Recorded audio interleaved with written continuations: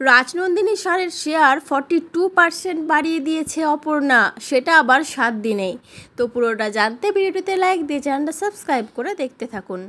চিরদিনই তুমি যে আমার ধারাবাহিকের নতুন আগামী পর্বে আমরা দেখতে পাবো অফিসের পুরনো একজন ক্লায়েন্ট ল্যাপটপে কী যেন একটা দেখতে থাকে, তারপরে সবাইকে ডাকে আর বলতে থাকে, দেখুন সবাই, রাজনন্দিনী শাড়ির শেয়ার 42% জাম্প করেছে, কত প্রফিট হয়েছে। আর অন্যদিকে দেখা যায় রিপোর্টাররা রিপোর্ট করতে থাকে যে রাজনন্দিনী শাড়ির, যেটা বিদেশেও ছেয়ে গেছে, যার নাম এখন সবার মুখে, এই অভূতপূর্ব সাফল্যের পিছনে কে আছে? মিস অপর্ণা বসু।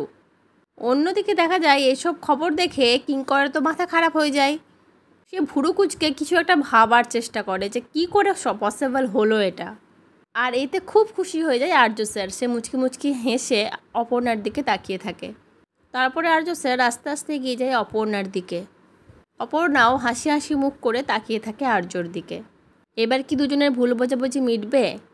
মানে আমরা তো বুঝতে পারছি অপর্ণা সবার সামনে প্রমাণ করে দিয়েছে যে তাকে প্রমোশনটা তার যোগ্যতাতেই দেওয়া হয়েছে, সে ভিপিএন পদের জন্য যোগ্য। এবার দেখা যাক কোন দিকে যায় গল্প, সেটা জানতে আমার সাথেই থেকো। পরবর্তী আপডেট নিয়ে তাড়াতাড়ি আসছি। ধন্যবাদ।